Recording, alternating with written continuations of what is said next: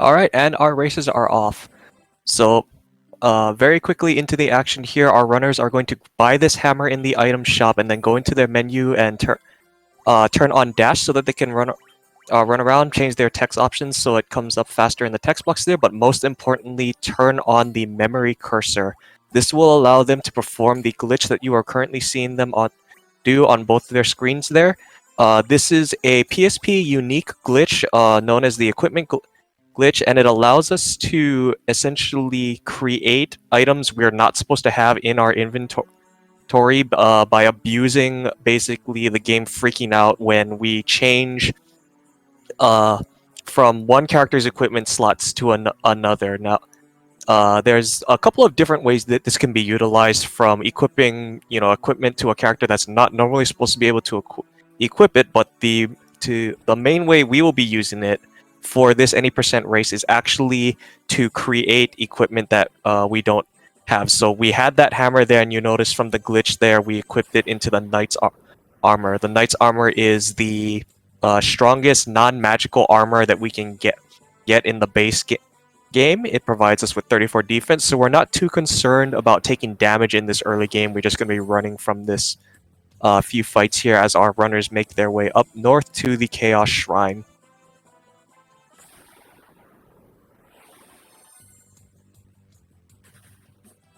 So very close so far here. Canucker in, Suiko right behind him. Our runners neck and neck, and they're gonna. If you missed that equipment glitch the first time, very shortly our runners will be performing it once more. They're going to the left part of the Chaos Shrine here to grab this leather cap, and again using that equipment glitch, we're going to turn that leather cap and create judgment staffs for all of our party members to use as their main weapons. There, the judgment staff. Its main usefulness for the run is that when used as an item in battle, it casts the spell Flare. But for this first boss fight against Garland here, with Flare's 8-second animation and amount of damage that we do with having no intelligence on our characters, it is actually faster. We have enough physical attack boost from the Judgment Staff to actually just smack Garland and take him out. Take out the finest knight in Cornelia with light bulbs on a stick. So easy one-round fight. Suiko got taking him down there.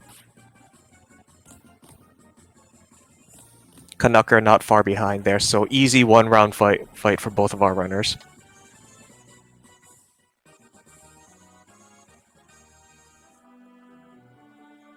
And with that, we have rescued our princess, and now we have just a little bit of plot catch-up now here. So we went on that quest to save the princess in order to prove that we are the 4 warriors of light of prophecy. Evidently, we have proven ourselves by beating Garland there, and so now we have to talk to the princess to get the loot there. Suiko unfortunately tried to leave without grabbing the loot, and thus the princess had to call back the party to give it there. That was a addition that was added to remakes of the Final Fantasy game there, because you'll notice that we get this loot at about maybe 3.5 minutes into the run. We're actually not going to use this until maybe about an hour and 20 minutes into this run here, but it just in order to make sure that there is no possible way you could forget that loot, they wanted to make sure that you had it in your inventory there. So now we have a short cutscene here that is unskippable, as these guards of Cornelia magically build a bridge in record time as ordered by the king. Some cutscenes we can skip, some of them we cannot. This is unfortunately one of those ones we cannot skip, but there are very few and far between. One of the nice quality of life changes that was added to PSP was the ability to skip certain cutscenes. Alright. So we're going to make our way around back to the backside of Cornelia onto the bridge here. And then we have our first skippable cutscene here. So got a little bit of fade in, watch the birds, and the birds are gone. Alright, we are past the bridge now, and this is where RNG is really going to start factoring into both of our runners' race here. The encounter luck in PSP is something that is not manipulatable. There is no step route or anything that we can follow to try and reduce the amount of encounters we get. It's just a matter of whatever the game throws with us, we just have to roll with. We can do some things to reduce the amount of encounters we get there by avoiding stepping on forest tiles whenever we can, because different tiles have different encounter rates. But for the most part, it's just pushing through as best you can and adjusting with whatever the game throws at you. So both of our runners neck and neck here, getting fairly even encounter luck through here, but Canucker is that first one into Provoca here. So Canucker will be talking to BK the pirate here, and what's it called? We got this band of pirates here, and this is where that judgment staff will be using for that flare the first time there. We could physical these pirates down, but that would take 3 rounds of combat, versus if we just use that judgment staff to get that flare animation, we can just instantly end it in that 1 round there. Just have to sit through that 8 seconds of animation here. Suiko on your right hand side of your screen, you'll notice is doing his shopping now. This is a variant that's done for the both of our runners, I believe, are running the Lust Dagger route, but Suiko is running the Black Mage version of the Lust Dagger route, and thus will go and do his shopping early, because after you beat the pirates, the NPCs from Provoca come out of hiding, and they can potentially block your path around town. So to make sure that you're not blocked along the way there, some runners will opt to shop before fighting BK. Canucker has opted to shop after the pirates there. Alright, so Canucker is the first one out of town and onto the ship. Will be making his way now to Elfland Castle, or Elfheim, excuse me. It's going to be another instance where our RNG encounters can come into play here. What sort of water encounter luck do we see here? Buccaneers is not terrible. They're very, very easy to run from. The main thing we don't want to see is Sahagins and sharks. So Canucker, you notice there, took a very specific path on those dock tiles there as he parked the ship there. The dock tiles are safe squares. They do not have any chance to generate encounters, and so parking the ship further along there and just walking it along way guarantees no encounters there, versus if you were to park the ship closer, you would chance water encounters on those 2 tiles, as well as raise your threat for when you step off the boat. And this is another example of we just kind of have to roll with whatever the game throws at us. Canucker getting very good luck to Cornelia, to the Marsh Cave here, actually having very few overworld encounters there through all that forest. So it looks like he will be the first one into our Marsh Cave section of this run.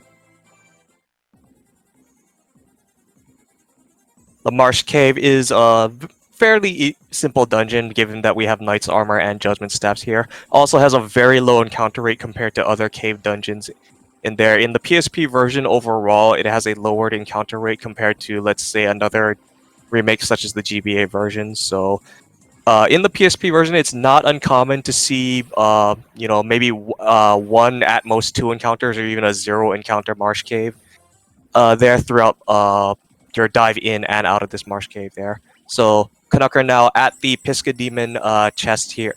So this chest is guarded by a trap tile, which has these Pisca Demons here. Stepping on a trap tile guarantees that you have an encounter, and it will be 2 to 4 Pisca Demons for this trap tile.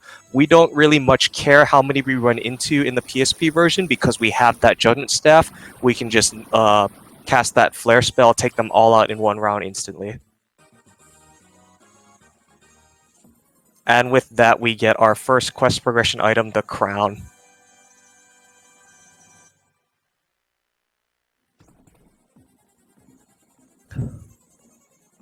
So we're going to backtrack out of the Marsh Cave now, make our way up to the Northwest Castle here, as our runners will high-five each other in the 2nd floor of the Marsh Cave.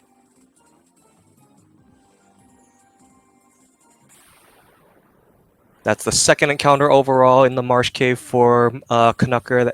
There again, nothing too unusual for the Marsh Cave in the PSP version.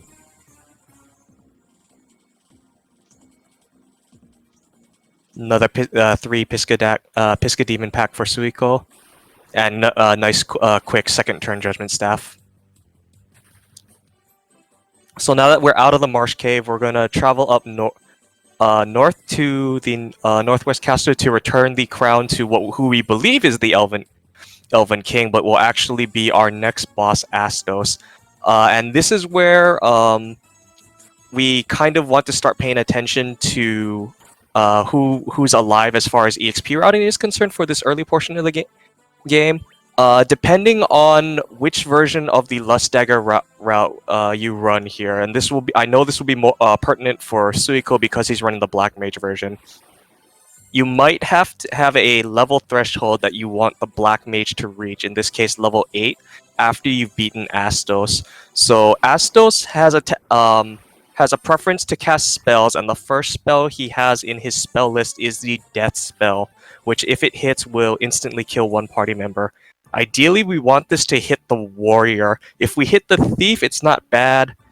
We don't want it to hit, we'd like it to not hit one of the mages, if at all possible, though, because their levels are the most important for this early half of the run. The thief is the secondary one because he later becomes our main physical damage dealer. So we'll see here. We're going to queue up attacks, and then also the attacks from our physical fighters are just supplementing the judgment staffs from our mages. That is an unfortunate death for Canucker on the Black Mage there. He's losing about 200 points of damage from that judgment staff now, and so we'll have to take an additional round of combat.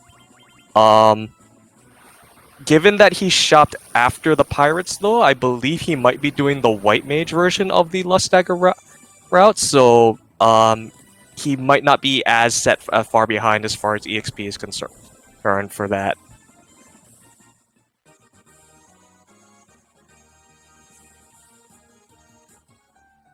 Death for Suiko as well on the thief, but the mages do stay up. Then again, they are the most important ones. It's a little unfortunate for the thief going down, but he can make up that EXP later.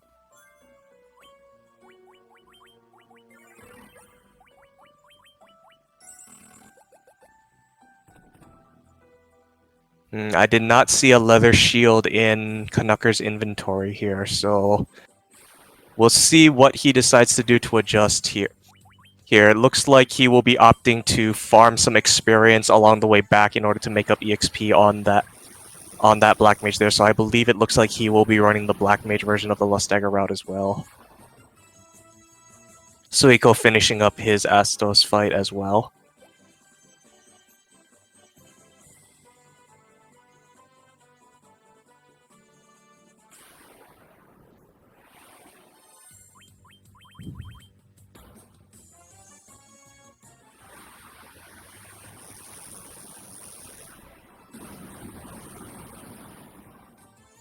Suiko opting to leave his thief dead. We'll see what he decides to do on that one there. He might be trying to funnel some additional experience into the mages there. Or he might have just also been waiting for time when the menu is open.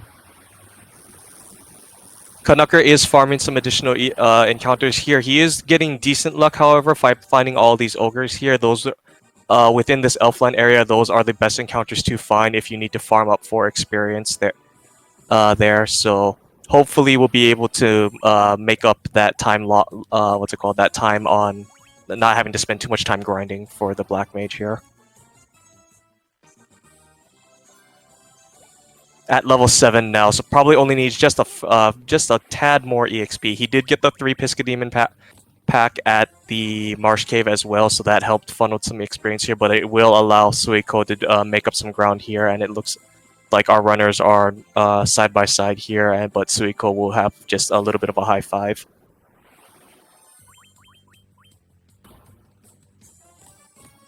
This is where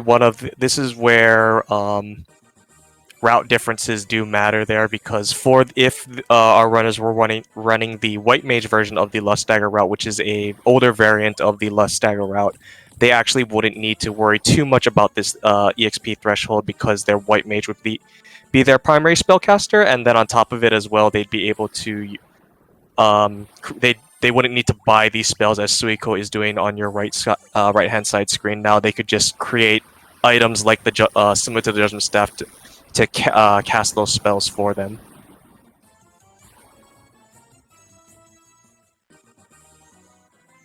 Alright, but Canucker able to make up that level 8 on his Black Mage, and so it will be able to buy those spells. Didn't lose too much of his lead there. Suiko just ducked into town, grabbed his spells, grabbed those gold needles, and will be making his way up north to Matoya's Cavern now. This gap is actually still within a distance where random encounter luck can easily flip our leads again. So, and we might see that in the Earth Cave there. That will be one of the major points where we will see lead changes.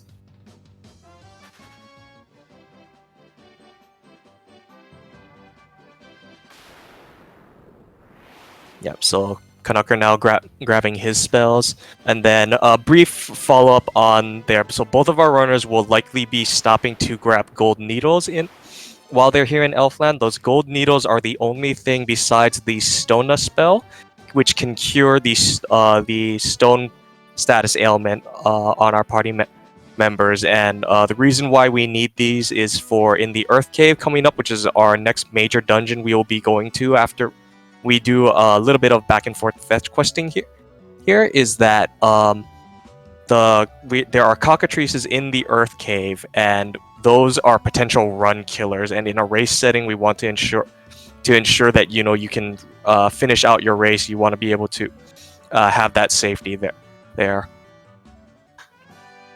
Suiko, having now made his way to Matoya's Cave, will grab that Jolt Tonic in exchange for the Crystal Eye we previously got from Astos.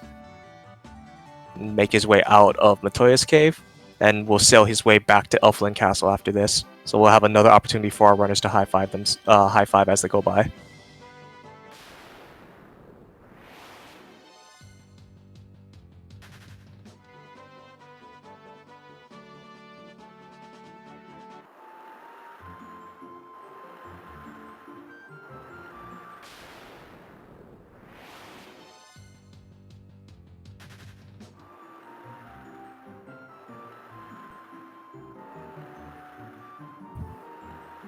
Alright, so overall, it doesn't look like Suiko's gotten any bad ocean encounters here, able to very easily make his way back to Elfland here, into the castle very shortly.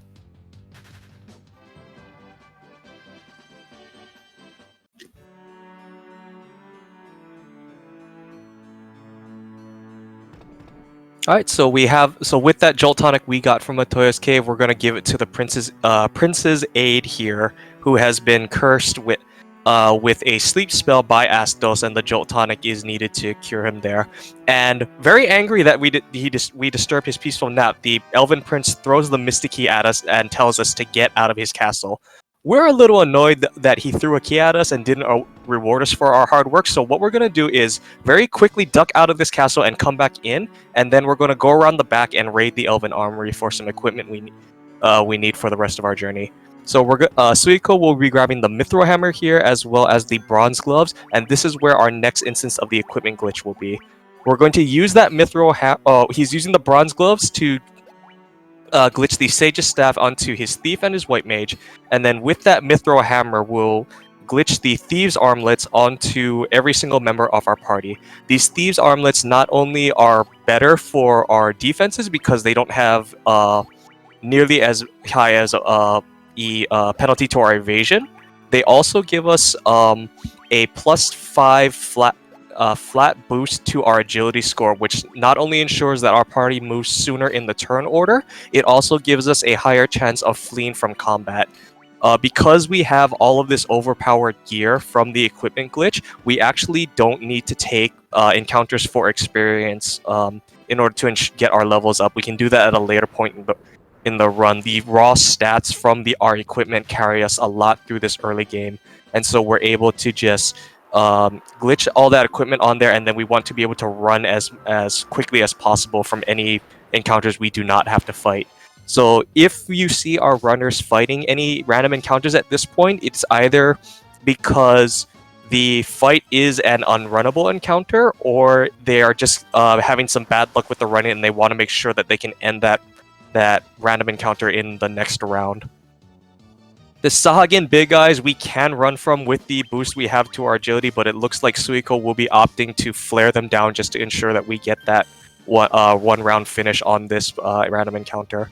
So that will allow Canucker a little bit of time to catch up here as he is now on his equipment glitch.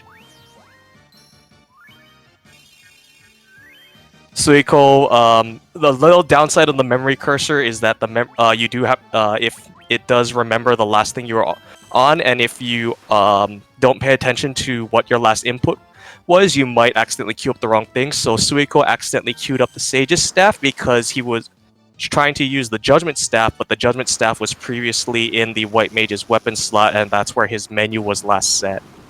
So unfortunately lost another round of combat there, but still able to pull out the win on the combat there. Meanwhile, Canucker has just finished up his equipment glitch and will be making his way to Cornelia Castle as well. So again, not terribly far behind.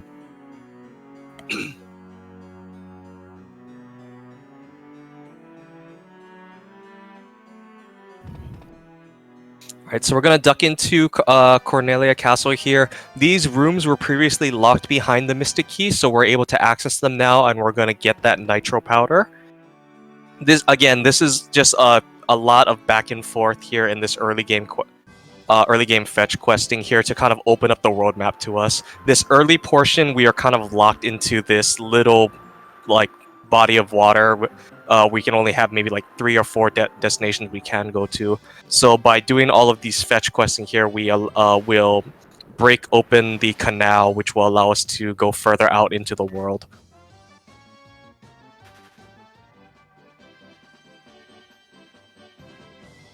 So making our way into the Dwarf Cave here.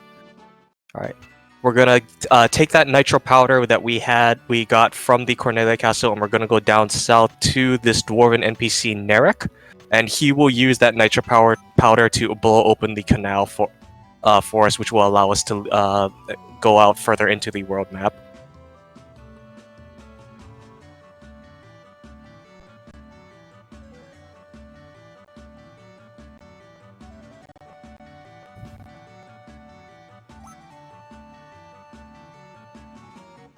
So just a quick cutscene here. Fortunately, there is a portion of this we can skip here, but unfortunately, the cutscene is largely unskippable. Canucker has made his way into the Dwarven Cave now as well, and will be doing his canal cutscene shortly. So only maybe about I would wager about 45 seconds gap between our two runners at the moment.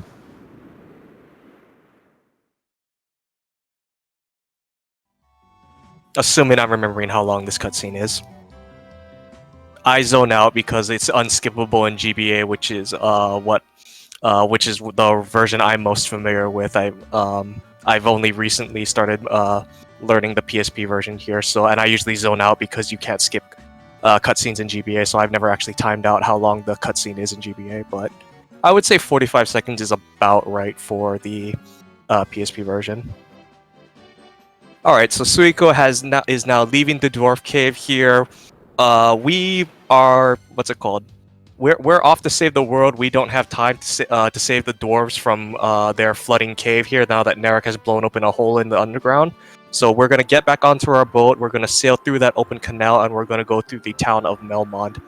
The town of Melmond, in a normal playthrough, is normally a very risky area to be in because for plot reasons it doesn't have an item shop or a place that you can revive characters. But in the PSP version, it is bar none one of the most important places to go to in the route because we can buy these steel gloves here. And the steel gloves, when used with the equipment glitch, create the Barbarian Sword for our Thief and our Warrior. The Barbarian Sword is the strongest sword in the game and actually the strongest weapon overall. It gives you a flat 125 attack to your attack, as well as a flat 15 to your strength score. So you hit very, very hard with a Barbarian Sword, even if you are not a physical wielding class like a mage. With the equipment glitch, we can just glitch it onto any party member that we need to, and so older versions of the route actually did do 4 Barbarian Swords on every single party member. This Lust Dagger route, which is the more modern version of the route here, only puts it onto the Thief and the Warrior because that's all we need them for.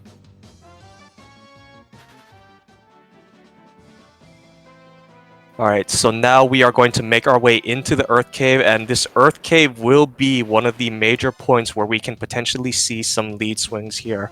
The Earth Cave itself we do have to take 2 trips through because unfortunately for plot reasons we can't just go through in one trip. This is a byproduct of the fact that Final Fantasy 1 was originally a NES RPG. And so in order to get the most content out of the limited memory space on that NES cartridge, they made you do a lot of back and forth questing here. So the encounter luck in the Earth Cave will kind of determine where our runners are in relation to one another in this race here, particularly on this 3rd floor, which Suiko is coming up on soon, very soon. The 3rd floor of the Earth Cave is the most dangerous one for the Earth Cave, and it's likely where we will see some safety saves being taken here. As I previously mentioned, we had those gold needles that we bought in Elfheim. This floor is specifically what we bought them for. The cockatrices start appearing on the 3rd floor of the Earth Cave as Canucker is taking a safety save outside of the Earth Cave. And then, in addition to the cockatrices, you also have the Pisca demons, which are back. We previously saw them in the Marsh Cave. They are actually a random encounter now in the Earth Cave, and they are still unrunnable, so we have to fight them. Additionally, you might also have Ghoul Ghast, which are... Ghast Whites, which are a pack of undead zombies, which can paralysis touch you, and we might see you could potentially get paralocked there. You have mummies, which can potentially put you to sleep. You have Wraiths, which also have paralysis touch and are very evasive and difficult to run from. So there's that safety save from Suiko as he makes his way through the Earth Cave here.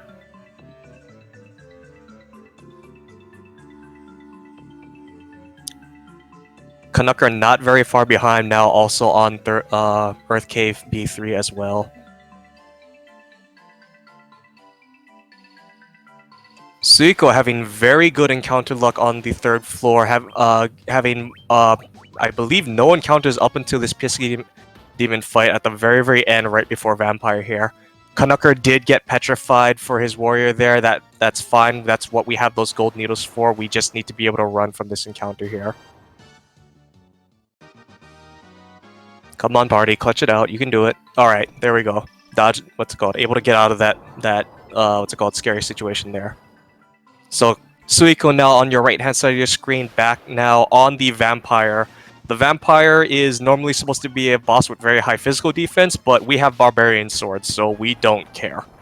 That is an easy 1-round fight against the Vampire. So the Vampire was guarding the Star Ruby, which is what we'll need for our easy progression here, or our next progression quest here. And then our runners high-five each other on the door as the way out. Canucker now on the Vampire fight as well.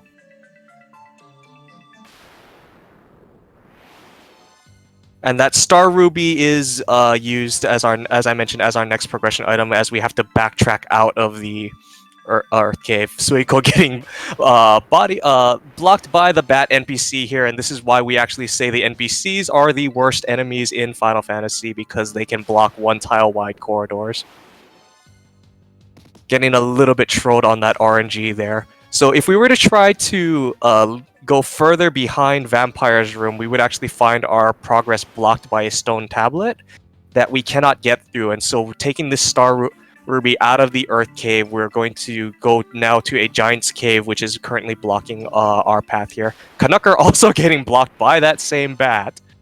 So both of our runners getting trolled by the bat NPCs in the Earth Cave.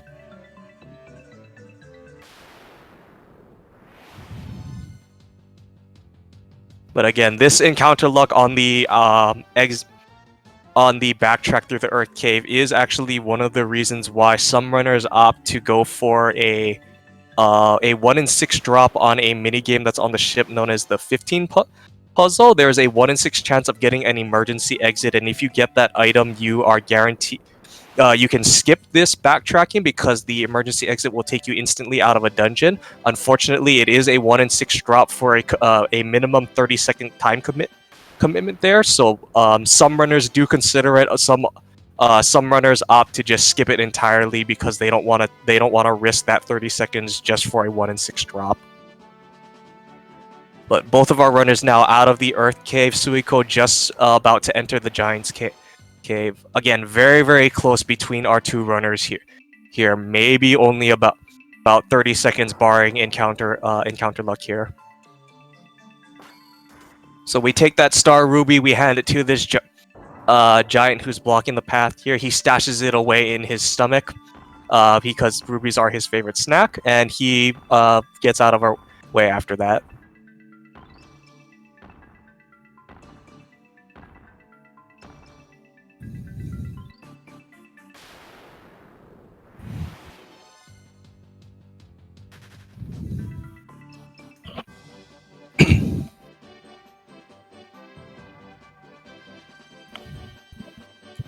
Alright, so Suiko is now making his way to the bottom end of this peninsula here to, into the Sage's Cave, and we're going to talk to Sarda the Sage now who, having beaten the vampire, he will award us with the Earth Rod, which is what's used to grab that stone tablet, break that stone tablet blocking our path. Fun fact, actually, the Final Fantasy 1 as a whole is a very, very well programmed game around preventing sequence breaking here. As our two runners will have a short high five here as they go by each other. Okay, so but back to the sequence breaking.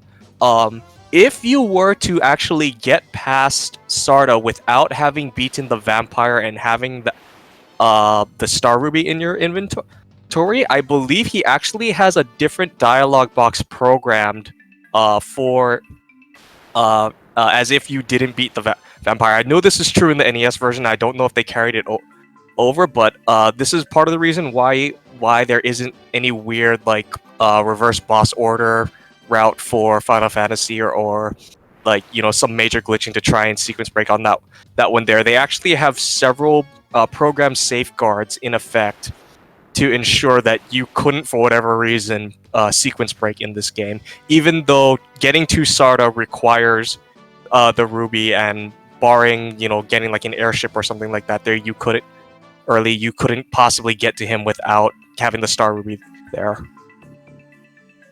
So Suiko now back in the Earth Cave, and we'll be going through all 5 floors of the Earth Cave this time here, now that we have that Earth Rod, and then we will be fighting our first of the 4 fiends, the Lich.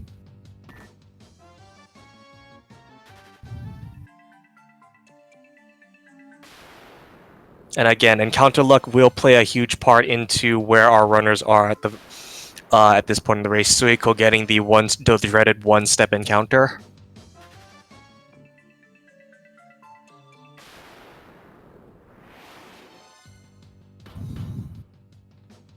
Getting a lot more encounters on this second dive through the Earth Cave here, which will allow Canucker some opportunity to catch up.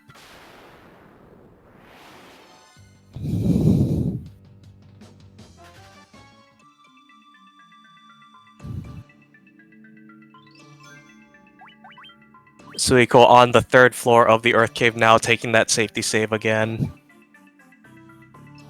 Again, the main things we don't want to see are those cockatrices, but we also don't want to see too many of these undead packs as well, because they can just potentially waste a lot of time with that paralysis touch. Didn't get the first round run there, so hopefully we can run before we get that paralock there. Alright, nothing too bad. As well as Canucker now on the 3rd floor of the Earth Cave as well, right on Suiko's tail. And actually, it looks like because of this encounter, Canucker will be able to... Oh, okay, nope, spoke too soon. Encounter luck is the reason why this tournament is called Total Chaos, is because we just have to roll with whatever the game gives us. I just noticed on Canucker's screen there, as he was entering this random counter, that Bat did enter an unfavorable position. Hopefully he doesn't cause too much of a time waste by blocking the path. Suiko used that Earth Rod to break open that stone tablet and is now making his way through the 4th floor. As the Bat cooperated and went down, it didn't go up into that 1 tile wide corridor there, so it didn't waste too much time for Canucker.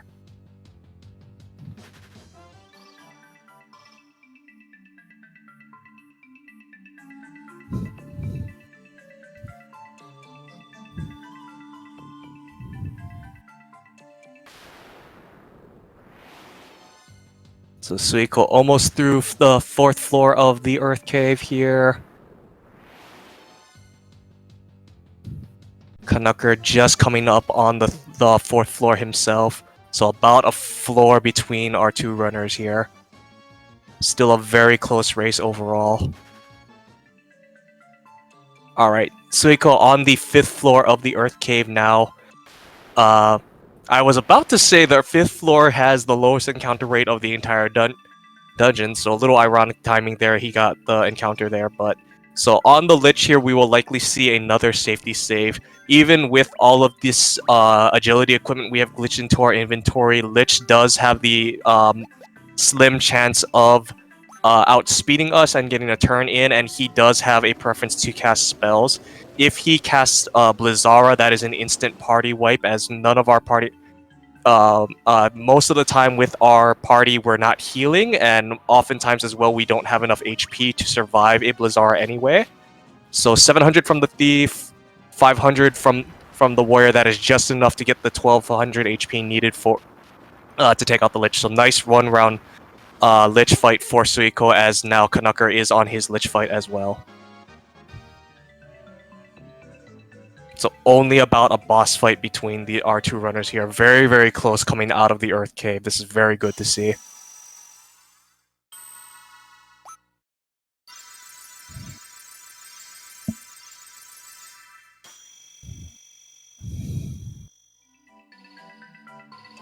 $900 from the Thief. That is a guaranteed one-round kill. That is a very nice high roll there. So that is also a one-round Lich for Canucker. So both of our runners, one-round Lich first try. Very, very close race, as I mentioned. Now, just this one cutscene after the battle separating the two. So we have a very close race on our hands here. This we would like to see this continue through. We don't want to see one runner get too unfavorably hit with bad RNG. So now that we've beaten our Fiend of Earth, we're going to make our way to the next overworld item in the game for overworld movement, the canoe. We're going to sail down south and down to the southwest from Melmond after we get back to our boat, and we're going to go to Crescent Lake. This will have a canoe there, and what you're intended to do is, after you've acquired the canoe, because you can only get it if you've beaten Lich, they intend to, like, oh, you've beaten the Fiend of Earth, go take this canoe, row through this incredibly long, slow, convoluted river maze in order to get to the volcano where the Fiend of Fire is and go fight her. That is slow and inefficient, so what we're going to instead do is we're going to slightly detour back to our boat afterward, go around. We're going to go through a different river maze, and we're going to go to the Ice Cave after that. The Ice Cave is another portion of the any percent run where we can potentially see some lead changes, because the Ice Cave is arguably worse than the Earth Cave, if not just as bad.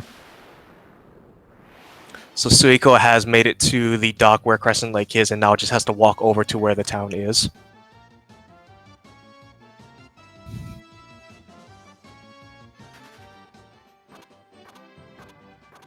So Canucker has poison on one of his characters there, but is intentionally leaving it on. You'll notice that the knight is currently, the warrior is currently poisoned. The reason for this is that we want to keep both our knights and our thieves' HP low for the upcoming portion in the Ice Cave.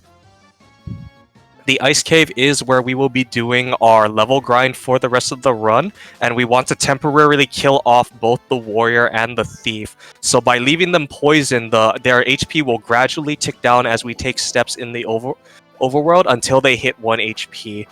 By being at 1 HP, this will make it so that like if an enemy hits them, they'll hit 0. If we unfortunately fail to run, the poison damage in combat will tick and roll our HP down to 0. And worst case scenario, we'll just be at such low HP that will be guaranteed to die to the eye at the eye grind. So both of our runners, perfect sync into Crescent Lake. So we have tied back up here. So we're going to do some more shopping here in Crescent Lake. I'm gonna grab a mithril gloves as well as a mithril axe. and we're going to do another portion of that equipment glitch here. So that Mithril Axe will be used to glitch black garbs onto every single member of our party except for the warrior. The black garbs have a plus 10 flat agility bonus rather than a plus 5, so they're an upgrade from our thieves armlets. And additionally, we'll be using that mithril gloves to glitch the lust dagger into both our black mage and our white mage. The reason why we can't glitch the black garb onto our warrior is because the way the equipment glitch works is that you do need to have someone that can equip the original equipment onto, and then you switch to another character, which will then trigger the glitched equipment there. Unfortunately, to get the black garbs, you need to use the mithril axe, and the warrior is the only one who can naturally equip the axe at this point. So won't be able to use that for them, but that's fine. He has our worst stats. He's mostly there to facilitate the glitch. Both of our runners now getting the canoe.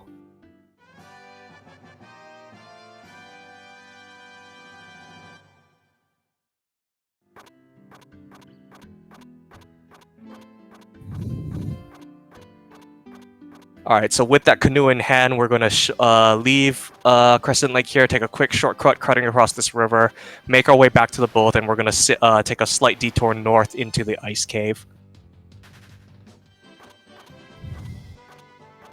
Very close between our runners right now. An ice cave will be another area where you could potentially see a lead swing.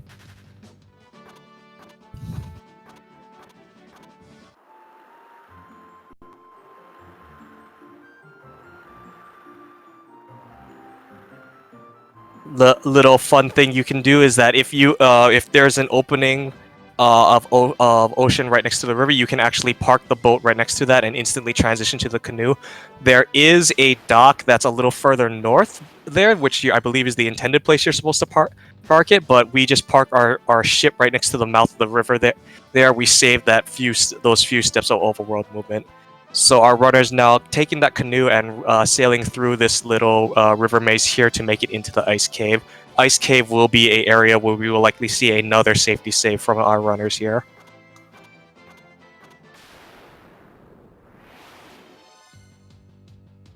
Very, very nice maintained gap here between our runners here. So Canucker is opting to save outside of the ice cave. Suiko is saving inside. So now in the ice cave here, the reason why ice cave is such a dangerous place is because cockatrice mummies are back in larger packs here. You have specter wraiths, which still have those paralysis touch. There, Pisca demons are back, still unrunnable and in larger packs. There are mind flayers, which have death touch and an AoE paralysis skill. There are Ice Gigas' Frost Wolves, which are unrunnable. There are White Dragons, which have an AoE Ice Storm effect, which will insta-wipe the party because we have very little magic defense here. There are these Dark Wizards, where if you don't have a preemptive strike against them, they can potentially cast Firaga against you and instantly wipe the party. There are only about 2 things in the Ice Cave which will not outright kill you. So the ice cave overall is a very, very bad place.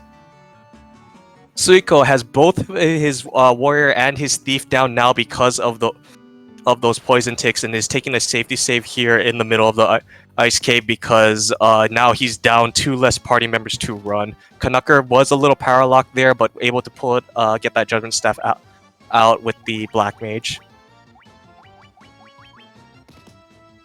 Okay, and Suiko is paralysis locked there, but fortunately has that safety save from the start of the floor there that he took mid there, so he's just gonna take that reset and just not have to deal with the time loss from the paralysis lock there. So very good that he had that safety save. So Canucker now a little bit further ahead in the ice cave. Took a couple of extra steps there just to lower his warrior and his thieves HP down a little bit further there. Suiko getting unfortunately bad lucked again with the paralysis locked from the mind flares. So this is allowing Canucker to open up a little bit of a lead here.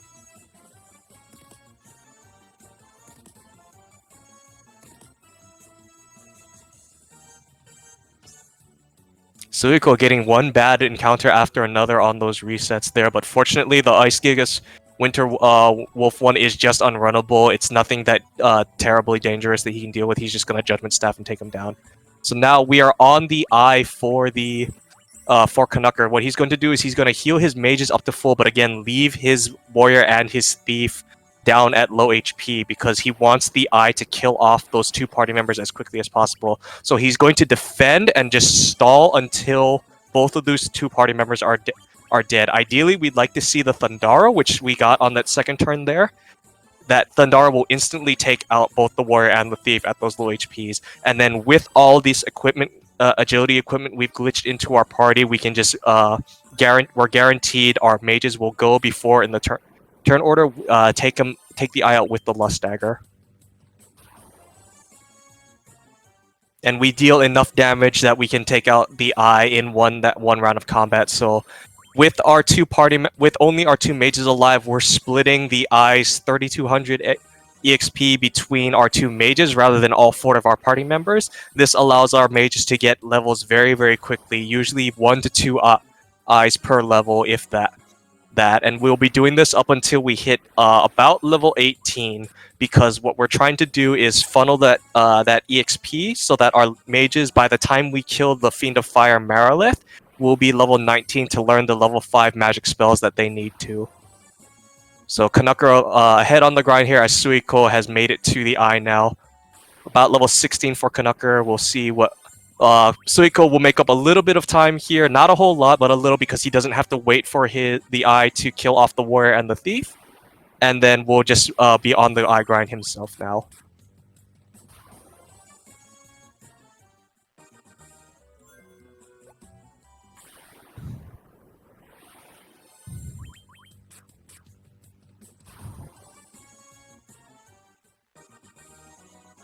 Alright, I believe that is level 18 for both of Canucker's mages here, so I'm going to grab that Leva Stone, which is the quest item that the Eye Trap tile was guarding.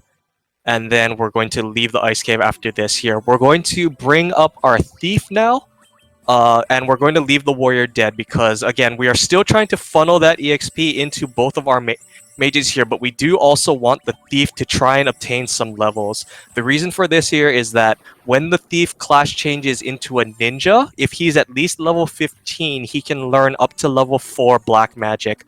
And there is a level 4 spell, Haste, which the ninja can learn, which would save a round of setup. The Haste spell in Final Fantasy 1 doubles the amount of attacks you do per round, and so if we have that, the ninja can cast it on himself, and that saves us a turn of setup on the Chaos fight at the very, very end of the game. Suiko, having finished up his eye grind now, bringing his Thief back up, and and will also be leaving the Ice Cave, not terribly far behind from Canucker here. Still within that range to catch up here, so depending on what kind of encounter luck we see from our runners here, Suiko can still come back into this race here. This race is not over until Chaos is dead.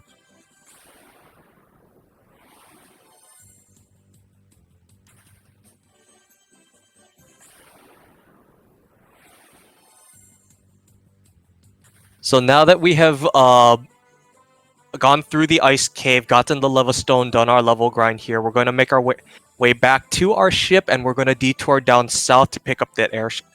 The airship is our fastest form of overworld movement. It does not generate encounters and gives us full freedom to go where we need to in the map. The one weakness of the airship is that it has to land on a plain grass tile, so sometimes you might have to still take a bit of a walk to get to your destination, but that is a small price to pay.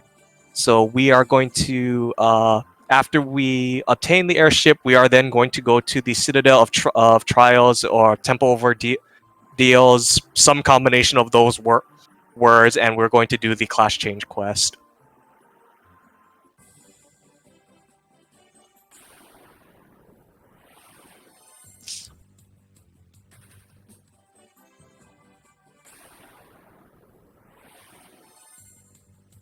Canucker getting actually both of our runners getting fairly poor overworld encounter luck here, so this is keeping the lead largely consistent here.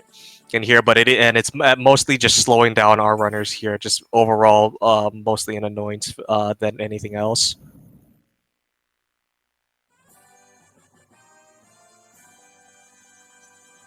So we skipped the airship cutscene there. We have our airship now.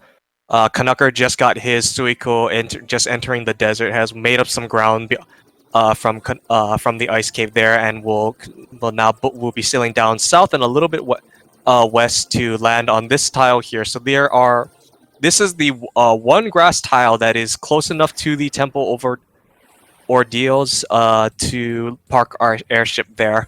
I believe there's been some extensive testing done versus, going to the ice cave first and getting the airship versus sailing over there and then doing that river trick with the canoe to do the temple first. And it just overall works out that for the PSP version, doing the class change after you've gone to the ice cave works out to be faster. So both of our runners now just have to walk over just a little short trip here to get to the Temple of Ordeals here down in the southwest, which is this little white castle here. And then actually another example of obscure sequence breaking prevention. That NPC weirdly enough does not appear, and the class change quest doesn't trigger if you don't have the crown. But the crown was something we got in the marsh cave, and you can't access this area if you haven't gotten past the canal. So, which you can't pass the canal with getting to the marsh cave and getting the crown first. So it's a little weird here. The one other fun tidbit is that you can't skip talking to the NPC in the remakes. You do have to talk to him to trigger the teleporters, otherwise the teleporters don't work. So making their way through this teleporter maze, both of our runners know the path down here. If you got lost in here, all you have to do is just take the bottommost teleporter. You'll be able to navigate through just fine. So we have another trap tile here, these nightmares that we have to step on. We have to step on this tile twice because we pick up the healing staff, which is in the corner here, which Canucker just grabbed.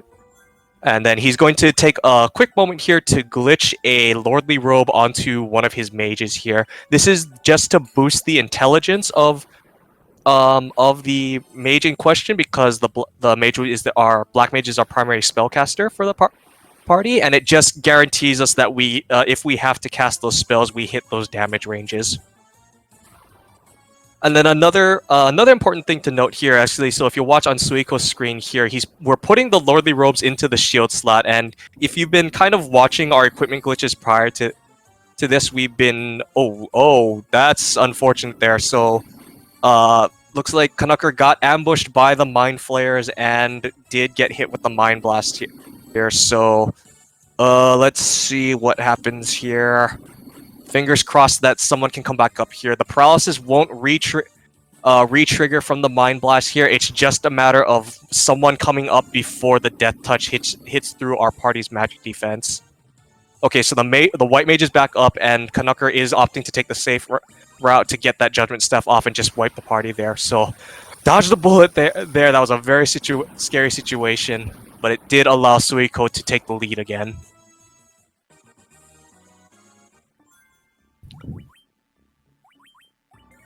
So Suiko, now having grabbed the rat tail, will step on this second trap tile to grab the fight this dragon zombie, and we'll see what he decides to do here. If his mages are at level already, he might opt to do another one. It looks like he's fine there, so he's just going to leave here after killing the dragon zombies. So going back to what I was saying before about the equipment glitch and putting the Lordly Robes in the shield slot. If you'll notice, whenever we do this equipment glitch, we avoid putting things onto the shield slot. That's because when you have an item in the shield slot, you have a chance to block the oncoming attack from an enemy, and there's an animation associated with that. Usually the character will pull up whatever is in their shield slot.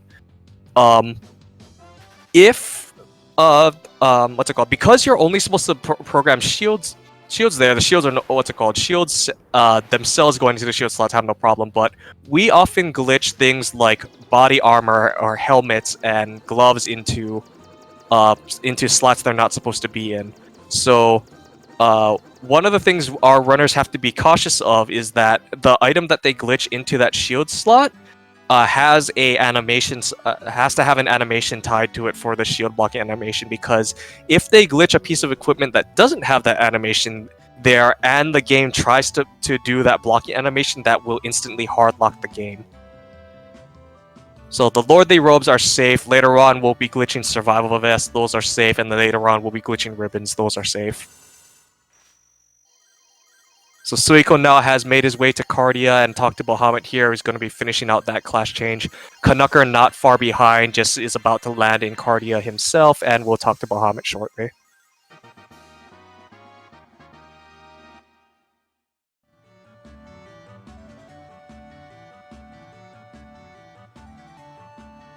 So our runners high-fiving each other here out of Bahamut's really, really long corridors. Alright, so now that we've done our class change here we're going to do a little bit of shop detouring here. We're going to go west here to this desert caravan to buy a bottled fairy, which is needed for quest progression to access the sea shrine later. And then additionally, we will also be grabbing Giant's Tonics, which we will be using just to level out our HP for the Chaos fight themselves. The Giant's Tonic give you a flat bonus 200 max HP for the duration of the battle. So, and we will only be using those in the Chaos fight.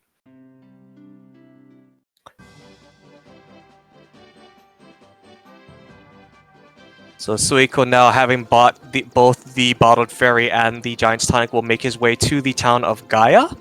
And in the town of Gaia, we will be releasing that Bottled Fairy, and then we'll have to talk to that fairy to get the Oxio, which is our next, which is that item that we need to access the Sea Shrine later.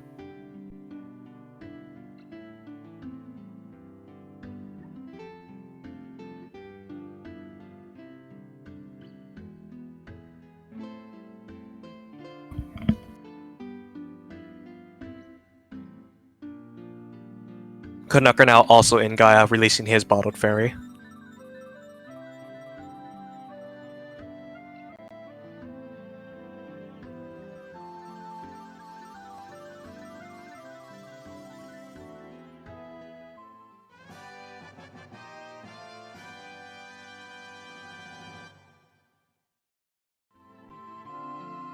Alright, so now that we have our Oxio, we're actually not going to use that thing right away. We're going to go ahead now and sail up north, and we're going to land in the volcano now, and we're finally going to go fight Marilith. So, the volcano is a very, very trivial dungeon in any speedrun of Final Fantasy 1. What you're kind of intended to do in a casual playthrough is what you'll maybe try to do is avoid stepping on the lava. Speedrunners are terrible at playing the floor is lava. We want to step on as much lava as possible, because the lava, while it does tick 1 point of damage to us for our party members, the lava tiles do not generate an encounter chance.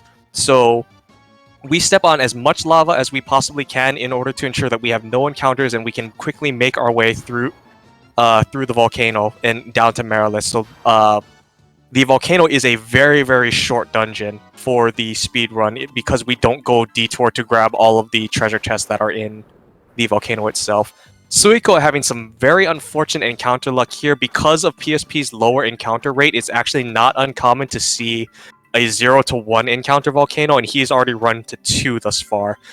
Those encounters and that one ambush there has actually allowed Canucker to make up ground and catch back up, and so our runner's now basically dead even in the volcano here. Will more or less come down to what type of encounters do we see in this volcano, if any at all. So Canucker now seeing his first encounter in the volcano, as Suiko now is seeing his third. Okay, dodge the bullet there on that Fire Hydra, because Fire Hydras are one of the enemies that can potentially have an AoE attack there. So you'll notice that our party is very, very low because we're stepping on all this lava and we don't want to, we don't stop to heal. If we get a bad ambush, that can potentially be a run killer, because our party is at such low HP that we're just going to just instantly die to like physical attacks or an AoE skill. But both of our runners able to get to Marilith without too much of a hitch there, and so we're just going to heal up our party. We're going to bring our warrior back, and then we're going to fight Marilith. Oh, Suiko, I believe. I don't know if he stopped to. Oh, he might have actually stopped right when he got to the floor to pick up bring the warrior back up. But both of our runners now on the Marilith fight again, just neck and neck with each other. Okay, he did his healing beforehand. Suiko opting to ensure that the run ends in one round by having his mages follow up the physical attacks with some lust daggers. Canucker opting to defend with his mages instead. But easy 2-round fight for Canucker, 1-round fight for Suiko. That ultimately didn't amount to too much difference there. They're basically still just dead even with one another. So this is very nice to see that we have carried this nice even race from the Earth Cave through the Ice Cave into Citadel, now through the volcano here. Very, very close match. This is very, very very good showing between our two runners here.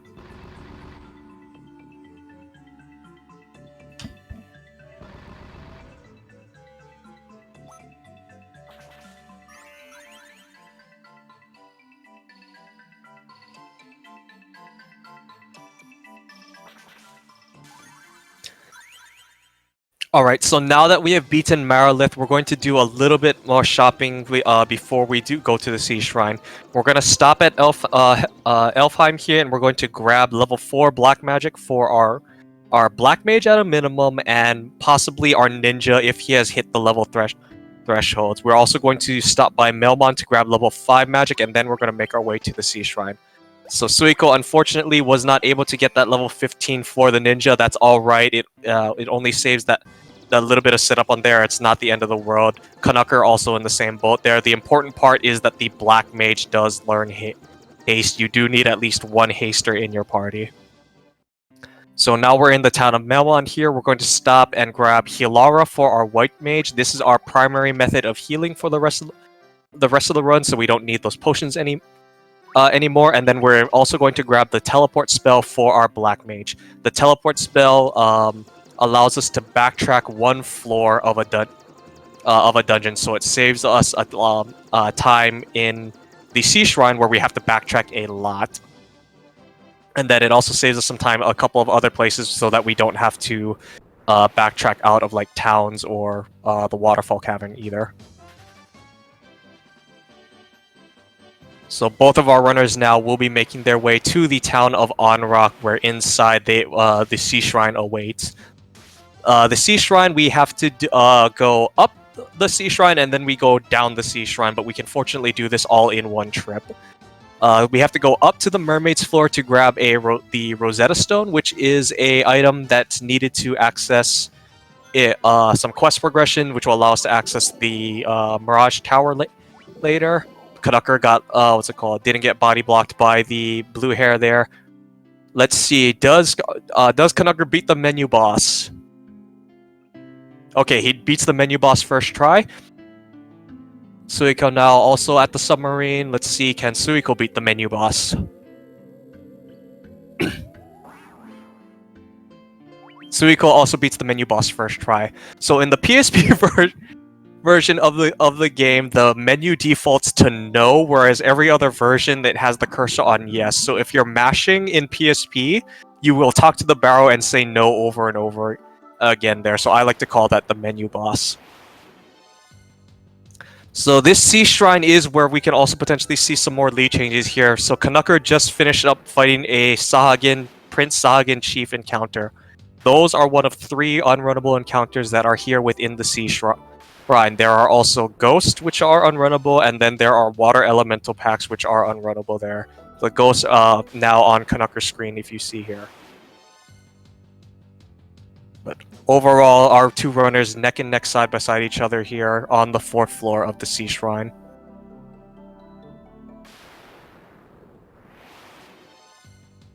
Suiko running into Ghost there, so evening out the lead there, allowing Canucker to catch up. Canucker only a few steps from the stairs.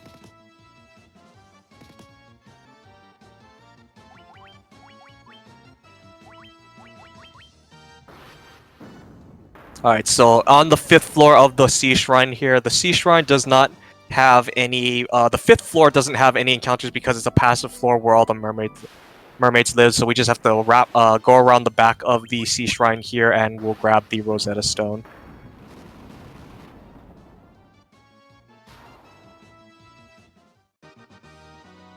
Alright, and then with that Rosetta Stone in hand, we will have our first use of the teleport spell. We don't have to backtrack through the mermaid's floor here. We can just teleport. We'll go instantly back to the 4th floor. And then Canucker is opting to teleport instantly on the 4th floor as well. Some of our runners, as a recent development in the Black Mage version of the Lust Dagger route, there is on the 4th floor a light axe, which is a shorter distance out of the way than the one that is normally grabbed by some runners here. But the 4th floor has a higher encounter rate overall, so it's kind of runner preference there. Suiko also opting to do instantly teleport back to the 3rd floor.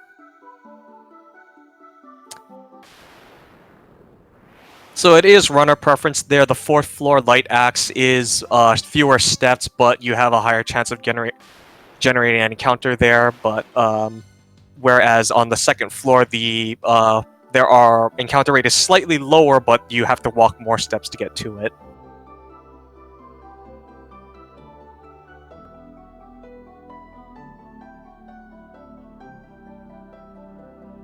So a lot of up and down here for our runners. Our runners have actually synced back up. And then Suiko got an encounter.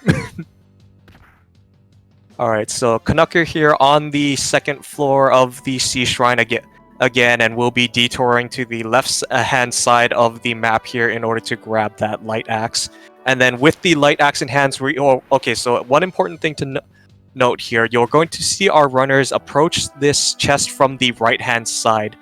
Specifically because if you approach it from the left or if you approach it from below, there is a trap tile there, but on the right-hand side of the chest there is no trap tile, so you can dodge that there. And then with that light axe in hand, we are going to glitch survival vests onto our party members, as well as, while we are in this menu, put lordly robes onto our white mage, as well as 2 onto our black mage. So the survival gift vests give you a flat plus 15 to your agility. Very common reoccurrence in the any percent run is if we are glitching equipment, it's usually to boost our agility so that we can run and go earlier in the turn order.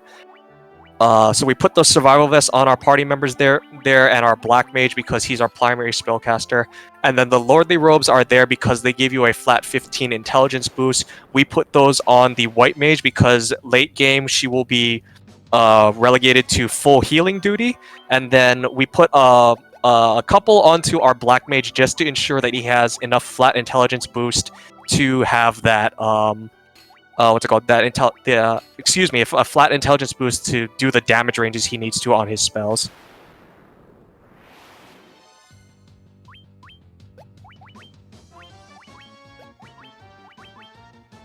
Overall, very, very neck and neck with our runners here. Still very close in spite of the encounter luck.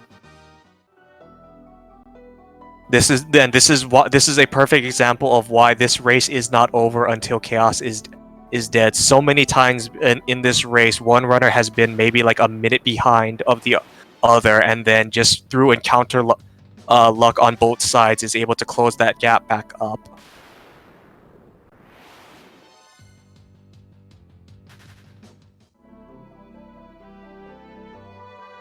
Fortunately, this first floor does have a relatively low encounter rate, so it does give the opportunity for our runners to catch up with one another.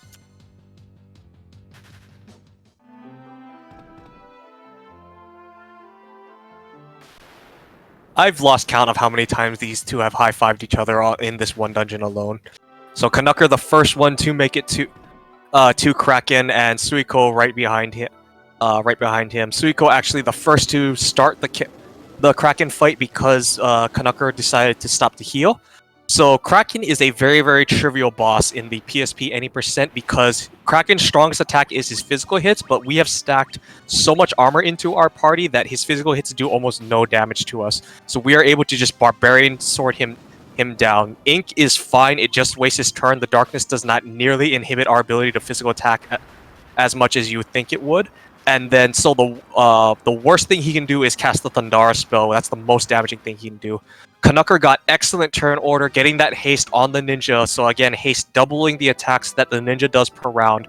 And so able to get that in there, get through Kraken's 1800 HP with just that one ninja swing there. So even though Suiko took 2 rounds there, Canucker got good turn order, was able to end the fight within seconds behind Suiko.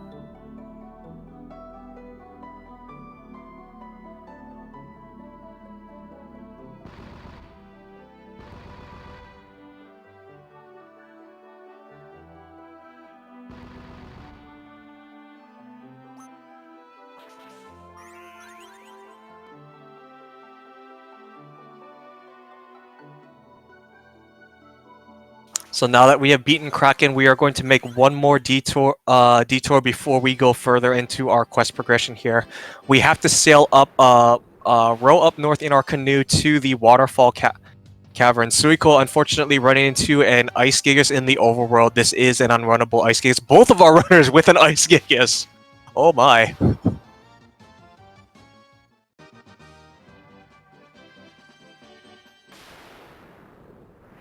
If we had an award for most synced race, I think this would probably be a contender for it. So Suiko sailing up north to the waterfall cavern here. Here, we'll be going on that one there. Canucker getting a little bit turned around, but finding his way. So in the waterfall cavern, there's 2 important things that we need to pick up here. We need to grab the ribbon, which gives us status protections from virtually every single status in the game, as well as we need to grab the warp cube from an NPC here in the waterfall, which will be used to access the Flying Fortress, which is our final dungeon. Waterfall Cavern, in spite of the friendly cave music, it does have a very, very high encounter rate of cave dungeons. So we might see some lead swings here.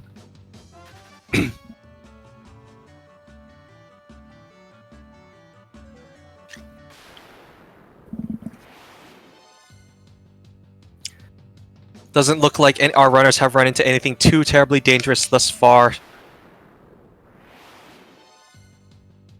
There is the 1 in 64 chance of running into a green dragon, which has an AoE spell. Suiko now into the room, has to step on that trap tile, but the robot is in a favorable position right in front of the door there, so as soon as he's out of that battle, instantly able to talk to the robot, get that warp cube.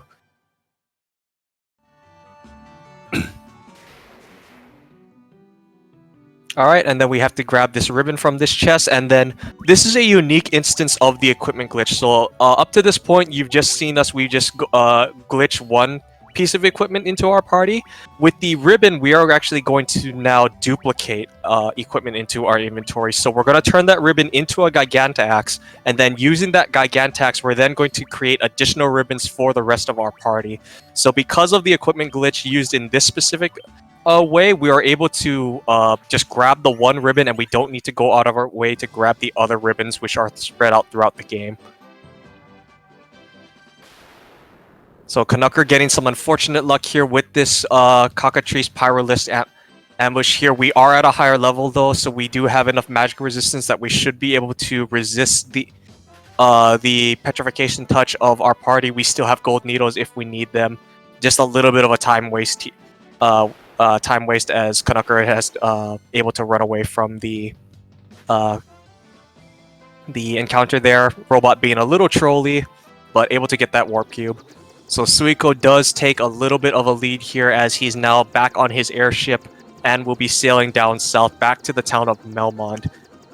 With that Rosetta Stone that we grabbed from the Sea Shrine, we're going to go up here to the corner of Melmond, and we are going to talk to Dr. Un. We're going to show him that Rosetta Stone, and he will then be able to teach us Lufenian, which we need to speak to the NPCs in the town of Lufenia, which will be where we'll be going after this.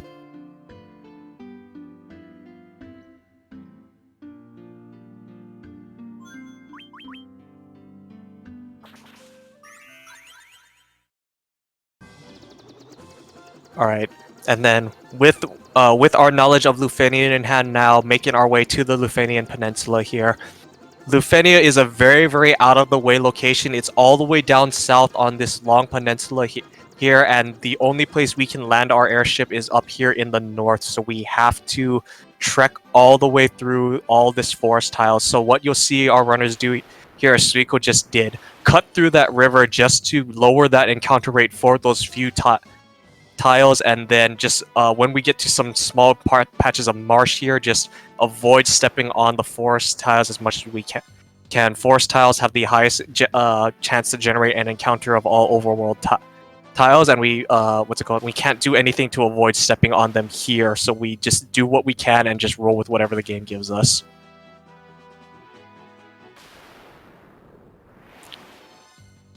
Suiko, for all the encounters he's run into, has not run into the unrunnable encounters, however, so able to get into Lufenia without too much time waste. Alright, NPC 1 cooperated, NPC 2 cooperated. Though there's 2 NPCs that could potentially block your path while you're in Lufenia, but none of them were in the way, so we're able to talk to this 3rd NPC and then get the chime. And then instead of having to dodge the NPCs again, we just teleport out of town. Alright, Suiko now making his way back to this airship. And then will be making his way to Mirage Tower and the Flying Fortress after that. Canucker looks like he's detouring now that his ninja has the levels. He's going to grab hate. I guess he wanted Blizzard for his Black Mage. I think he forgot to grab that the first time he was here.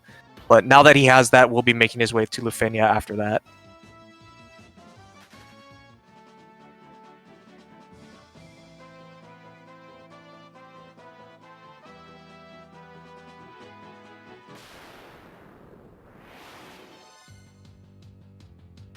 Alright, so our runners will high-five each other here as they board and exit their airships here. So you're going to make a short airship fly to this desert here and access the Mirage Tower. Floor 1 of Mirage Tower, very, very dangerous, and it's done. Alright, so now Mirage Tower, largely an uneventful dungeon. We're mostly just trying to make it through these floors as quickly as possible. There isn't anything that we need to pick up. We have glitched everything that we needed into our party for what we need for endgame equipment, so we're just trying to get through this dungeon as quickly as possible. Making our climb our way up to the 3rd floor of the Mirage Tower. Suiko getting a 1 in 64 bonus Blue Dragon. So the Blue Dragon is actually the boss of the Mirage Tower, and he's on a trap tile, but he does have a 1 in 64 chance of appearing on both the 2nd and 3rd floors.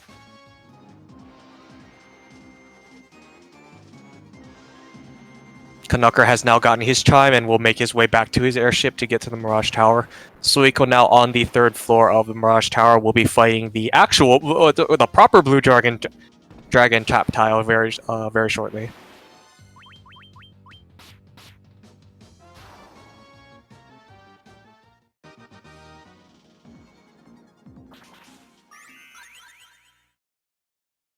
Alright, so in the Flying Fortress here, there's a lot of goodies in the Flying Fortress in a casual playthrough that you would want to grab for equipment here, but we don't need anything. We have everything we need from the equipment glitch here. This Evil Eye is still unrunnable from the he's back from the ice cave here, so nothing too troublesome. We just have to get through the Flying Fortress as quickly as possible. These Evil Eyes and Minotaur Zombie Trolls slowing down both of our runners, both of them being unrunnable.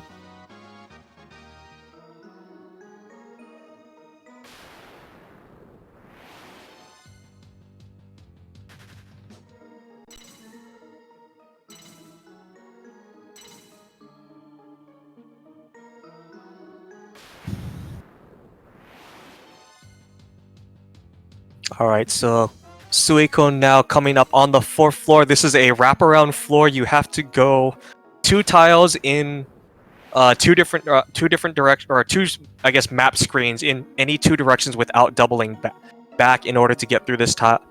And Suiko now is on the Bridge of Destiny. So going to take a safety save here because there is a 1 in 64 chance of seeing War Mech here, so if you want to see him, now's the time to cheer him on. Let's see, what does Suiko run into? Black Flan, that is not a War Mech.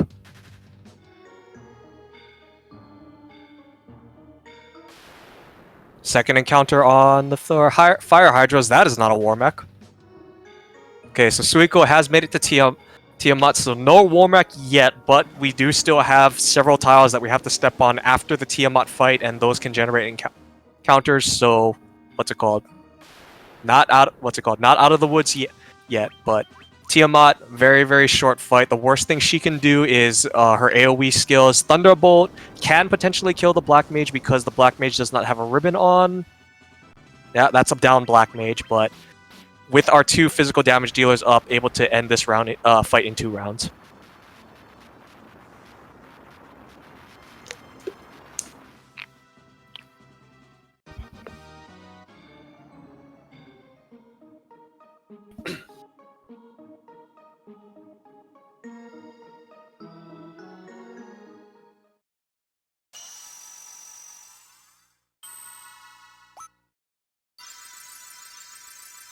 Alright, and with that, Suiko has beaten the 4 fiends and restored light to the 4 crystals.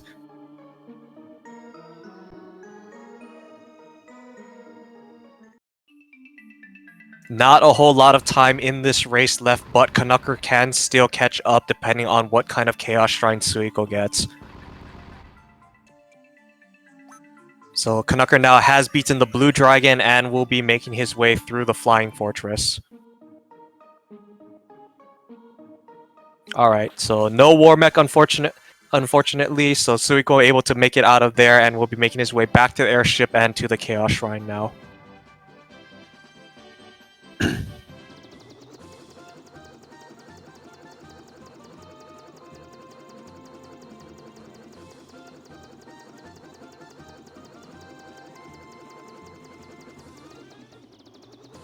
Alright, so in the Chaos Shrine now we have a short little scene we have to sit through. This is just showing you where a bonus dungeon that was added to the PSP version was added. This NPC goes around back here, bangs against the wall a couple of times, and a door magically appears. I do not recommend banging against the wall to make a door. If you do that, you'll probably just have to make a hole in the wall, and that's not fun to fix.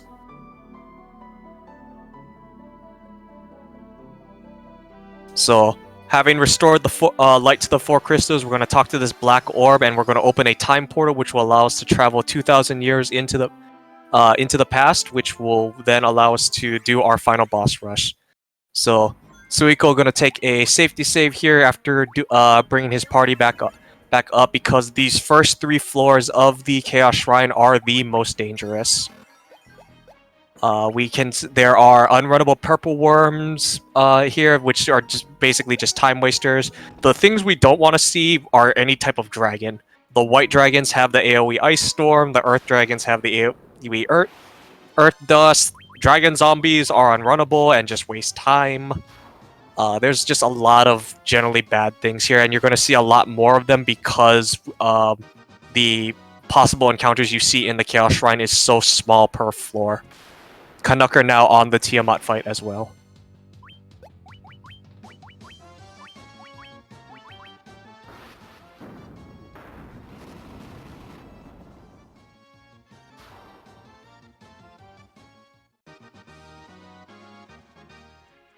Okay, so Suiko now on the 3rd floor of the Chaos Shrine, 1 floor left before we get to Death Eye. Got into an unrunnable green dragon encounter, unfortunately.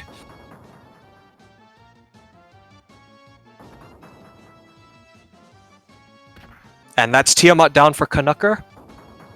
So he will be able to make his way into the Chaos Shrine very shortly. Looks like a little bit of a miss menu there from Suiko, so all of his party members were defending, so did have to eat those attacks there, so the ninja did unfortunately go down. Has fixed it though, and just judgment staffing those green dragons down to ensure that the fight ends. So will have to stop to menu and bring his party back up, so this will buy Canucker some time to catch back up. Although Canucker is in a cutscene at the moment there, so not a whole lot he can do for his inputs there. But Suiko into another Green Dragon fight, so the game is just trying to keep this race close, giving Canucker all the time he needs to catch back up. Suiko is not terribly far ahead. The first few floors of the Chaos Shrine are the shortest, but they're also the most chaotic. Canucker getting a bonus encounter in the Flying Fortress, but it's not a War Mech, so it's fine.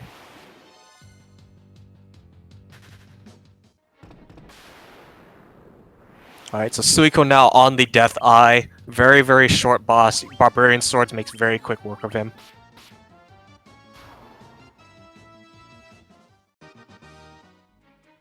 Alright, and with that, we finally used that loot that we got 3 minutes into this run. So as I mentioned, get it 3 minutes in, don't use it until an hour and 20 minutes later.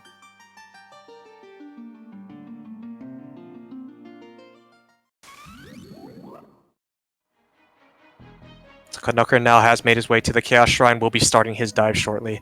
Suiko now backtracking through the final 2 floors before we hit the Fiend Elemental floors. And we will be starting our refight shortly after that.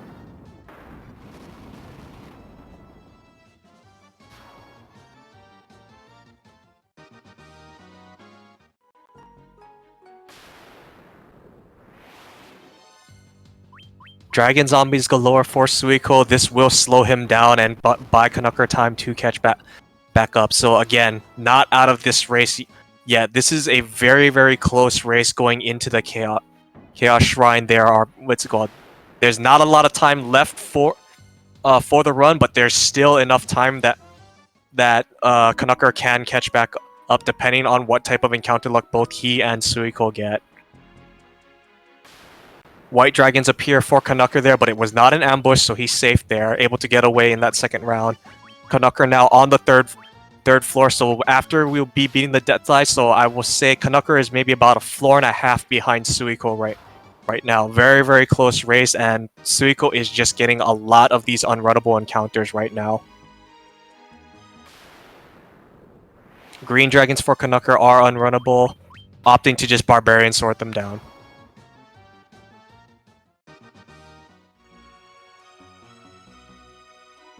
So Suiko has made it past the first 3 floors of the Chaos Shrine and is now on to the Fiend refight floors. So this first floor is themed after Lich, the Fiend of Earth. We're going to see a lot of Earth enemies here. Earth Elementals are unrunnable, so we'll have to take them out.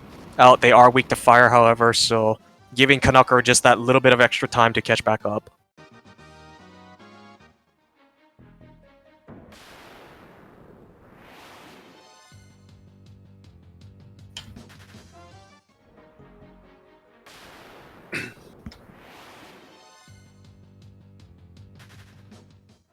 Canucker running into Ice Gigas Winter Wolves. He does not want to see much more of these unrunnable encounters though, but he does have the tools he needs to take care of them. Main thing we don't want to see are ambushes from White Dragons.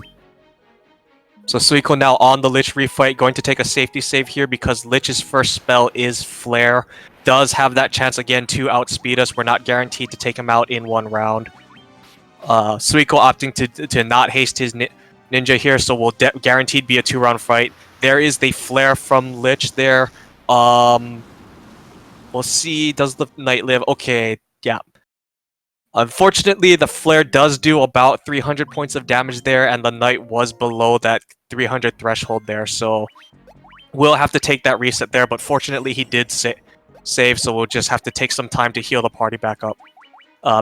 But Lich has the 2800 HP in this one here, and just wants to make sure that he can keep his party up as much as he can instead of having to take the time to heal. So that's 1800 points of damage. Physical from Lich this time around, much better fight overall. So second try Lich for Suiko.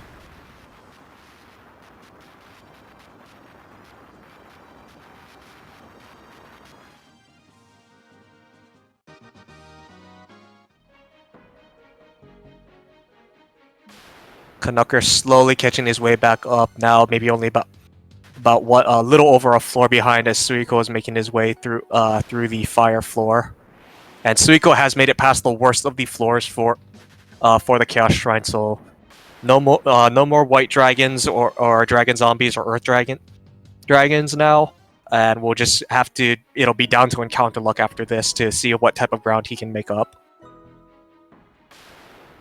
Getting very, very kind encounters in spite of this, though. The clay golems are very easy to run from. Suiko on Marilith now, and again, just a very, very simple fight. Attack with the Barbarian Sword, defend with your mages.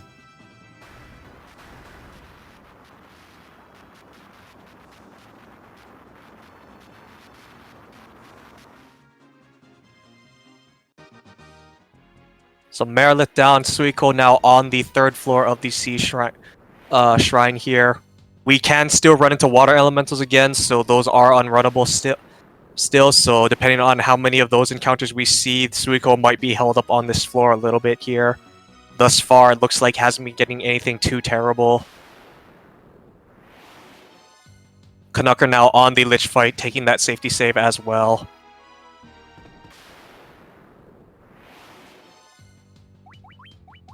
Opting to haste the ninja, getting that good turn order here, so we can potentially see a one-round Lich here if this ninja goes next.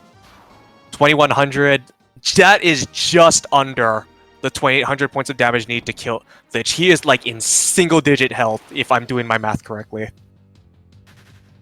That is a very unfortunate shorting of the rolls there, so we'll have to take a little bit of time to bring up his party afterward, but at least it was a first try Lich for Canucker. Suiko on the Kraken 2 fight now. Again, very much rinse and repeat. Attack with the Barbarian Sword, defend with the mages.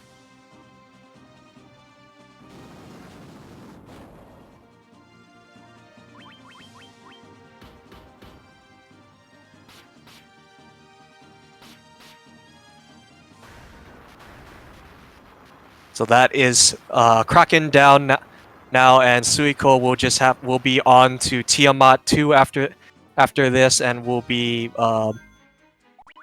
just one fiend refight up to Chaos here. Looks like Suiko is opting to do a little bit of extra menuing here, getting the Black Mage into a more final boss ready combat position here. Okay, putting the ribbon on, I believe, to cut down that elemental damage from Tiamat's attacks. Canucker on Marilith now will be finishing up that fight very shortly. That is Marilith down after this ninja.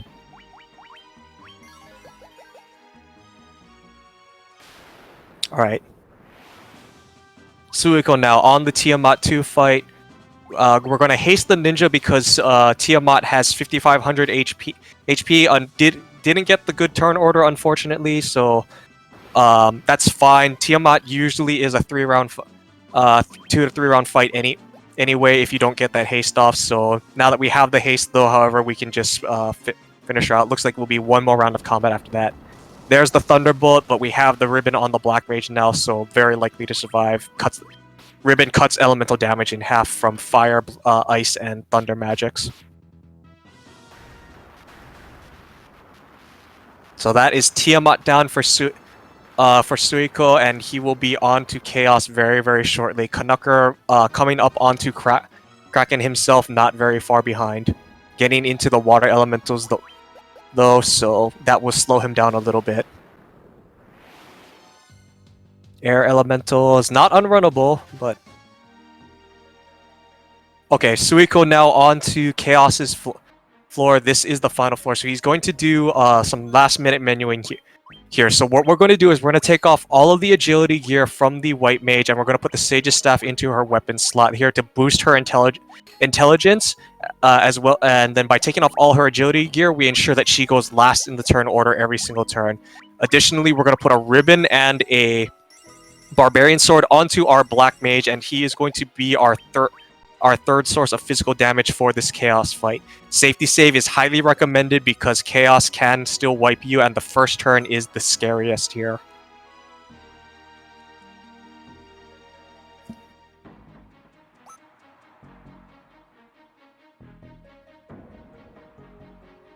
Canucker only a boss back on the Tiamat fight now.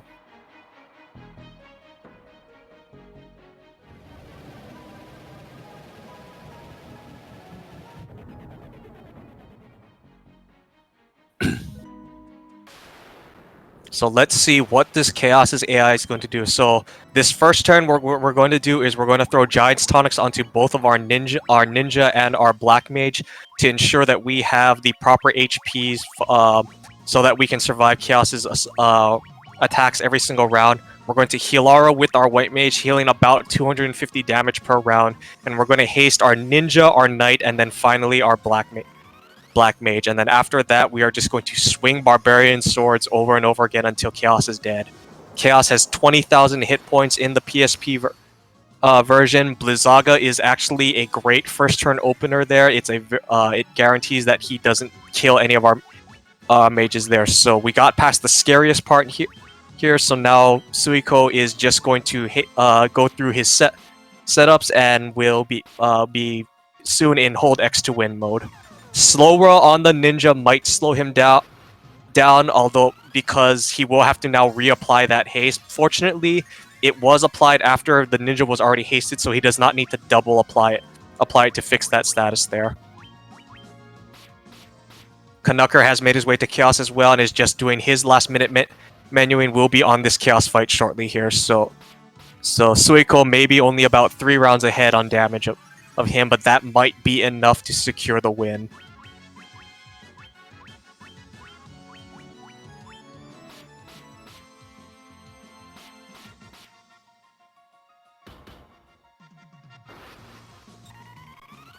So that is haste on the Black Mage for Suiko now, and he is now in full hold X to win mode. We are just going to attack with our Barbarian Swords, and we're going to be doing anywhere between 4,000 and 5,000 points of damage there. Thundaga is the third spell in Chaos's arsenal, and that is relevant now because if Chaos does decide to cast another spell, his fourth spell is Cure Raja. That heals him for effectively half of his HP and will put a severe dent into our progress with our physical damage, and that becomes a concern because we do not necessarily have enough MP on our White Mage to finish out this fight if we don't beat that Curaja spell. But we have done a lot of damage so far. We can't be too far off. That is time for Suiko.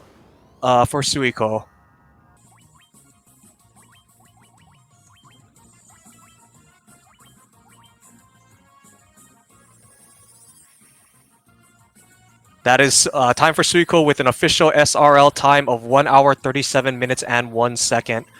Canucker on the Chaos fight as well, not terribly far behind, should only be a couple of minutes from for him here, getting all of his setup done. Got past the worst of it for the first turn, but everybody's still up, so it's just textbook at this point. Go through the setup, make sure, and then just hold down X to win.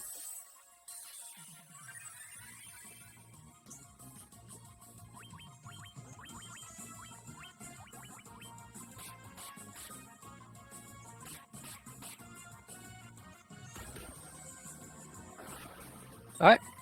I am now joined by Suiko. Congratulations on your win. Thank you. I must say, this was a very, very close race overall. You two were neck and neck coming out of Earth Cave, and that held all the way up until about actually the Sea Shrine. Very, very close overall. Canucker on the Chaos fight at the moment. Actually, only probably a couple more rounds, and he's in full hold X to win mode here. This was a very, very close race. I was basically saying it's like, oh, this is gonna come down to Chaos Shrine. Yeah, that Chaos fight really worried me for a little bit with what level my White Mage was. I was really worried that might speed tie Chaos. And I knew where Canucker was, and I'm like, I was that's why I went ahead and re-equipped the ribbon onto the Black Mage, try to keep my White Mage from hitting 26. Yeah, and I also did see you put the ribbon onto the Black Mage early on the Tiamat fight as well, just to ensure that's like you don't have to do that. If the Thunderbolt does come out, the Black Mage doesn't go down, and you have to spend the time to revive him. Well, not only that, like I said, I was trying to get my White Mage. For Canucker, actually, as well. That is official SRL time of 1 hour, 41 minutes, and 31 seconds for Canucker. GG, well played by both of our runners. Very, very well done.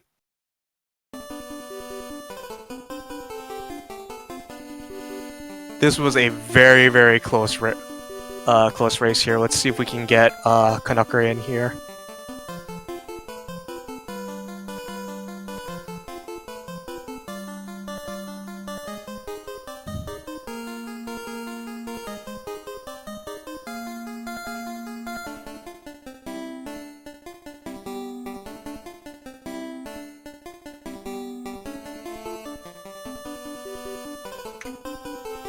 Let me just confirm with Canucker here. Yeah. So overall, as I mentioned previously, yeah, this was very, very close. You folks, the two of you traded the leads a lot through Earth Cave. Like you were ahead for a little bit coming out of Earth Cave. Canucker caught up at Crescent. What's it called? You got ahead in Ice. Canucker, got ahead through Ice Cave and was the first one to Citadel. You caught up in Citadel and Clash Change, and just what's it called? I think you guys actually were in sync on the Marrowlith front fight. I was about to ask, how was I even close to him in Ice Cavern after I had to reset twice? I think it was actually because you had that safety save there. You actually didn't lose a lot of time there. Yeah. Unfortunately, Canucker cannot join us for a post-game interview today there, but very well done by him today. You know, this was a very, very close race. This is the type of stuff that we do like to see for this tournament. Yeah. So, yeah. Oh, I'm sorry. Go ahead. Sorry. Go ahead. No, go ahead. Well, I was gonna say, he said he was close to me in Ice Cavern. I'm surprised he didn't just jump into the lead at that point whenever I had those two resets, even with the safety save right behind it.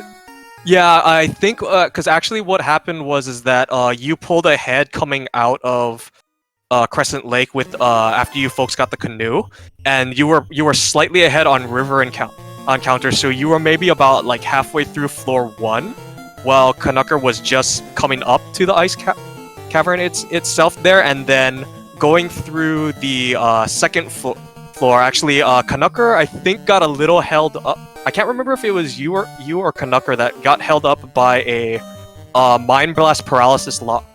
Oh, actually, no, I'm sorry. I'm thinking of a different point in the run, actually. But yeah, it was essentially, I think you were caught up on like somewhere through floor 2, and then when you got to the floor with those resets, that's where Canucker pulled ahead and got ahead of you on the eye grind. But then, like, Citadel actually was where that lead flipped again, because Canucker, unfortunately, after he grabbed the heal staff and went through the Nightmare Trap tile, got ambushed by five Mind Flayers, and then got Mind Blast locked, and then was down to just his White Mage and Black Mage, and was just praying for one of those to come up before the Death Touch hit. Ooh, that's never good. But yeah, no, it was very back and forth. Like, you folks were in sync on Marrowlith. Canucker was basically like less than 5 seconds behind you on the cutscene after you folks beat Kraken there, and it essentially wasn't until the Waterfall Cavern where that lead really opened up here. You guys were actually, ironically enough, were in sync. You guys both got a Ice Gigas encounter in the overroad at relatively close to one another. I actually had a decent ice waterfall cave encounter right this time around, if I remember correctly. I actually didn't get too many encounters in that horrible place. Yeah, and that ultimately was what made the difference there, because Canucker unfortunately got less than favorable waterfall luck there, so that slowed him down, and that allowed you to pull ahead so you were on your airship going into Mirage Tower right as Canucker landed in Lufenia to get the chime. That was another place that I really gained a lot of time on. I think I would imagine I had no unrunnable, I had no Minotaurs during my Lufenian Peninsula. Yeah, I think Flying Fortress and Mirage really was the difference that made it up for Canucker after that there. But yeah, because it was you just got to the earth floor for Lich 2 right as Canucker, I think, was on Death Eye. So very close, far behind behind there, and then I saw you were just getting slammed with all those unrunnables, like from the third floor, but the floor right before the Lich 2 floor, and then even into Lich 2, you got some like earth elementals and stuff there. So like the game was like doing everything it could to slow you down and give Canucker time to catch back up. I honestly thought to reset to my safety save at Chaos Shrine until I had the chance to look at the run and saw Canucker was that far ahead of me, and I just because the green dragon fight where I messed up instead of double tapping down to items, I defended and lost thief and took that EXP where I really think my white mage jumped ahead. Yeah, so, but again, very, very close race between the two of you. Very, very well played. I guess any final thoughts on the run overall? Finance had decent RNG for once, somewhat. Unlike my last couple of races where it was just nothing but just 4 RNG. Yeah, but that is total chaos for you. RNG giveth and taketh away. That it does. Yes. All right. But thank you for joining me in this post game here. Again, congratulations on your win. This was a very, very well played race. Yes, it was. Yeah. So I think that will do it for us here. Tune in tomorrow. Our next match is scheduled for 10 a.m. Eastern time between Cruel and Mutsky. That will be a back-to-back match. Both of our runners will be doing their 2 doubleheaders there. If you are interested in learning this game, ! FF1 PSP in the Twitch chat there will get you a link to the FF1 Discord. Feel free to come on in, ask questions. Our community is always welcoming of new runners and willing to help out there. Thank you for Canucker and Suiko for participating in the tournament, keeping this tournament tradition alive now in our 4th year. Thank you to Speed Gaming for hosting the restream and their support behind the scenes in this tournament as well. Suiko, do you have any shoutouts you want to make?